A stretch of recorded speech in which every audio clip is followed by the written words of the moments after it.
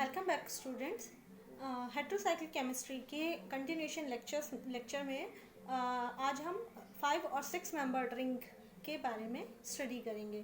ठीक है, 5 और 6 मेंबर्ड रिंग की अपनी अलग इम्पोर्टेंस है। 5 और 6 मेंबर्ड रिंग को ही हम स्पेशली इसलिए पढ़ते हैं क्योंकि इनमें स्टेबिलिटी है। ये हमेशा याद रखिएगा कि स्टेबिलिटी मीन्स लेसर रिएक्टिविटी, यानी कि जो कंपाउंड स्टेबल होगा वही एनवायरनमेंट में एग्जिस्टेबल होगा। सो बेसिकली हम यहाँ पे 5 और 6 मेंबर्ड रिंग की केमिस्ट्री, स्ट्रक्चर और उनकी प्रॉपर्टीज़ को डिस्कस करेंगे इन दिस लेक्चर। और इन्हीं 5 और 6 मेंबर्ड रिंग को ही क्यों स्टडी करते हैं इसके बारे में भी हम थोड़ा सा डिस्कशन करेंगे। ठीक है, so let's continue the lecture discussing 5 and 6 membered heterocyclic compounds. The 5 and 6 membered heterocycles जिनमें मेनली हम स्टडी करेंगे फ्यूरान, pyrrole, thiopheने and pyridine. First of all, you have to remember one important thing. जितनी ज़्यादा stability होगी किसी compound की उतनी ही कम उसकी रिएक्टिविटी होगी, लोअर रिएक्टिविटी। और किसी चीज़ की स्टेबिलिटी कितनी है इसका डिटर्मिनेशन होता है उसका नंबर ऑफ रेजोनेटिंग स्ट्रक्चर से, यानी कि जितने ज़्यादा नंबर ऑफ रेजोनेटिंग स्ट्रक्चर होगा उतना ही ज़्यादा उसकी स्टेबिलिटी होगी, वही कंपाउंड जो है वो एग्जिस्टेबल होगा। ठीक है, सो स्टार्ट विद दिस कि furan, pyrrole, thiophene and pyridine, these 4 compounds are of much significance. ठीक है, इन कंपाउंड्स में सबसे ज़्यादा जो सिग्निफिकेंस है वो नाइट्रोजन कंटेनिंग कंपाउंड्स का है, लाइक पायरोल एंड पिरिडीन। अभी हम सबसे पहले इसकी स्ट्रक्चर एंड एरोमेटिसिटी डिस्कस करते हैं। ठीक है, एरोमेटिसिटी के बारे में आप 3 रूल्स पहले से पढ़ चुके हैं, that compound should be cyclic and planar, compound should possess an empty p orbital, that is sp2 hybrid condition. तीसरी बात, शुड फॉलो हक्कल रूल। ठीक है, जो बेसिक एरोमेटिसिटी के रूल हैं वही इनकी स्ट्रक्चर डिटर्मिनेशन के लिए यूज़ होते हैं, बस इनमें एक एडिशनल रूल जो लगता है that compound should contain at least 1 hetero atom in the ring. ठीक है, स्केलेटल स्ट्रक्चर का हिस्सा होना चाहिए। अच्छा, शुड फॉलो हक्कल रूल, इसका डिटर्मिनेशन तो जब according to Huckel rule 4n+2 pi electron होने चाहिए। ठीक है, where n should be an integer. ठीक है, अब सो नाउ यहाँ पर जो n की वैल्यू है वो 0, 1, 2, 3, 4 लेते हुए ऐसे कंपाउंड जिनमें 2, 6, 10, 14 इतने इलेक्ट्रॉन्स होते हैं, पाई इलेक्ट्रॉन होते हैं रिंग स्ट्रक्चर में, वो सभी के सभी suppose to be aromatic compound में आते हैं। ठीक है, उन सभी के अंदर एरोमेटिक कैरेक्टर मिलने की संभावनाएं ज़्यादा होती हैं। सो यहाँ भी हम यही डिस्कस करेंगे that how ring contribute 6 electron. ठीक है, बेंजीन रिंग सबसे स्टेबल रिंग मानी जाती है, उसमें कहा जाता है कि 6 पाई इलेक्ट्रॉन है, इसीलिए वो स्टेबल है क्योंकि 6 पाई इलेक्ट्रॉन जो हैं वो रेजोनेटिंग कंडीशन में रहते हैं। Similarly in case of pyrrole, furan, thiophene and pyridine, यहाँ पर भी 6 पाई इलेक्ट्रॉन होते हैं। The 4 pi electrons are contributed from the 4 carbon atom. और जो नाइट्रोजन है, नाइट्रोजन का जो एडिशनल एक लोन पेयर होता है उसके पास, वो यहाँ पे कंट्रीब्यूट करता है वो रिंग स्ट्रक्चर में, रेजोनेंस में। ठीक है, so total there is 1, 2, 3, 4, 5 and 6, total 6 pi electrons are present here. ठीक है, इन केस ऑफ पायरोल जो नाइट्रोजन है उसके 3 सिग्मा बॉन्ड्स जो हैं वो 3 कंडीशन पे, एक कार्बन के साथ, दूसरा एक C2 के साथ, एक C5 के साथ और तीसरा H के साथ, इन 3 पोजीशंस पर लगे होते हैं। चौथा उसका लोन पेयर जो है वो एक पाई ऑर्बिटल, p पाई ऑर्बिटल की तरह बिहेव करता है और वो रेजोनेंस में आता है। So it is an sp2 hybrid structure with 6 pi electron follows the Huckel rule. That's why this structure is aromatic.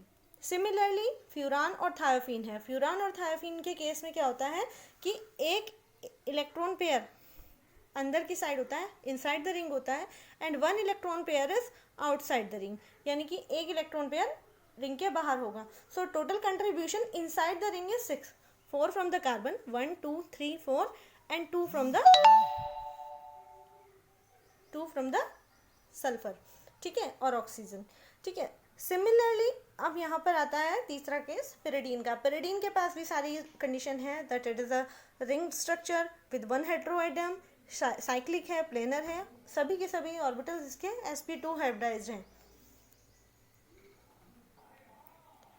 In pyridine there is 1, 2, 3, 4, 5, 6, total 6 electron pair are present. यहाँ पर nitrogen के साथ hydrogen bonded नहीं है, यानी कि जो nitrogen का लोन पेयर है वो आउटसाइड द रिंग स्टे करेगा, और नाइट्रोजन का जो एक एडिशनल इलेक्ट्रॉन, टोटल 5 इलेक्ट्रॉन होते हैं नाइट्रोजन के वैलेंस शेल में, उनमें से 2 तो है यहाँ पे जो कार्बन के साथ लिंक करेंगे, lone pair outside the ring होगा, जबकि एक इलेक्ट्रॉन जो कि एक्स्ट्रा बचा है वो इनसाइड द रिंग जाके रेजोनेंस कंप्लीट करेगा। So it also complete the Huckel rule. ठीक है, now come to the preparation of these compounds. ठीक है, इन तीनों में सबसे ज़्यादा इंपॉर्टेंट जो प्रिपरेटरी मेथड है that is Paal Knorr synthesis. Paal Knorr synthesis जो है वो एक ऐसा सिंथेसिस है जिसमें एक कॉमन टाइप का कंपाउंड है 1,4-डाइकीटोन्स। ठीक है, 1,4-डाइकीटोन्स से ही प्रिपेयर किए जाते हैं जनरली 5 मेंबर जो हेट्रोसाइकिल्स हैं।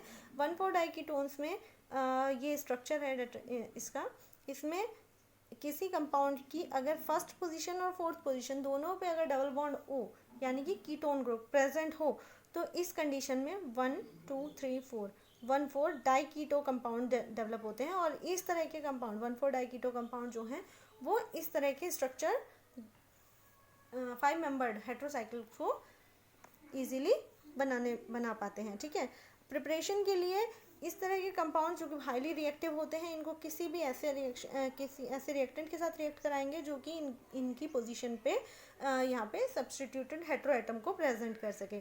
ठीक है, यहाँ पर इस ऑक्सीजन को हटाने के लिए हम यहाँ पे NH3 का यूज़ करते हैं। अगर हम NH3 का यूज़ करते हैं तो हेट्रो एटम N जो है वो इसको हटाने में सक्षम होता है। यहाँ पे H2O का रिमूवल हो जाएगा और यहाँ पर पायरोल जनरेट होता है। सिमिलरली P2O5 से रिएक्शन करने पर H2O रिमूव होता है और फ्यूरान जनरेट होता है, एंड P2S5 का यूज़ करने पर H2O रिमूवल के साथ थायोफीन जनरेट होता है। ठीक है, यह कॉमन मेथड है पाल-नॉर सिंथेसिस, और ये आप सभी रिएक्शंस में इसको इम्पोर्टेंटली लिख सकते हैं। ठीक है, अब आते हैं हम अनदर मेथड पे। कुछ इंडस्ट्रियल प्रोसेसेस होती हैं, इनमें सबसे पहले मैं पायरोल के बारे में बात करूँगी। पायरोल जो है वो बोन ऑयल से जनरेट होता है। बोन ऑयल यानी कि हड्डी का तेल। ठीक है, बोन ऑयल को एक पर्टिकुलर प्रोसेस में लिया जाता है जिससे पायरोल प्रिपेयर होती है। ठीक है, सो जो बेसिक गाइडलाइन है वो इसकी ये है दैट बोन ऑयल जो है उसको पहले हम डाइल्यूट एल्कली के साथ रिएक्ट करेंगे, then dilute acid, and then उसका फ्रैक्शनल डिस्टिलेशन किया जाता है। जब हम फ्रैक्शनल डिस्टिलेशन कर देते हैं तो हमें क्रूड कंपाउंड मिलता है जो कि पायरोल रिच होता है। क्रूड यानी कि रॉ मटेरियल टाइप का मिलता है जो कि पायरोल रिच ऑयल होता है। ठीक है, पायरोल रिच फ्रैक्शन में जब हम फ्यूज़न करते हैं फिर उसका KOH के साथ और उसके बाद उसका स्टीम डिस्टिलेशन करा देते हैं तो हमें प्योर पायरोल जो है वो ऑब्टेन हो जाती है। ठीक है, तो आफ्टर स्टीम डिस्टिलेशन पायरोल हमें मिल जाएगी। This is the industrial method. Another industrial method is from furan. Furan को NH3 के साथ रिएक्ट करा के in presence of alumina at 400 degree centigrade हम पायरोल को प्राप्त कर सकते हैं। ठीक है, अब दूसरा कंपाउंड है हमारा फ्यूरान। फ्यूरान के लिए बहुत अच्छा इंडस्ट्रियल मेथड है जो पेंटोज शुगर होती हैं, ये 5 कार्बन वाली जो शुगर्स होती हैं उन शुगर्स को अगर हम एसिड हाइड्रोलिसिस कराएं तो वो एक कंपाउंड में कन्वर्ट होती है जिससे कहते हैं फरफ्यूरल। ठीक है, ये जो फरफ्यूरल होता है इसको अगर हम जिंक और Cr2O3 के प्रेजेंस में हीट करेंगे तो क्या होता है फरफ्यूरल फ्यूरान में कन्वर्ट हो जाता है बाय रिमूविंग 1 कार्बन मोनोऑक्साइड। ठीक है, एक कार्बन मोनोऑक्साइड निकल जाता है। So pentose sugar generally on acid hydrolysis convert to furan 2 carbonaldehyde or furfural which readily convert to furan by oxidation with Cr2O3 and Zn। ठीक है, यहाँ से फ्यूरान हम जनरेट कर सकते हैं। तीसरा हमारा थायोफीन। थायोफीन जो है वो एसिटिलीन गैस से भी प्राप्त किया जा सकता है।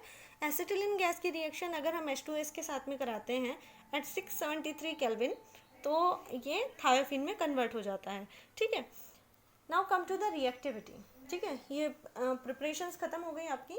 अब रिएक्टिविटी में आप लोगों को बेसिकली यही ध्यान रखना है कि जितनी भी रिंग स्ट्रक्चर होती हैं उनमें जनरली क्या होता है, उनमें जनरली होता है इलेक्ट्रोफिलिक सब्स्टिट्यूशन रिएक्शन। ठीक है, so we will talk about reactivity in the continuation lecture.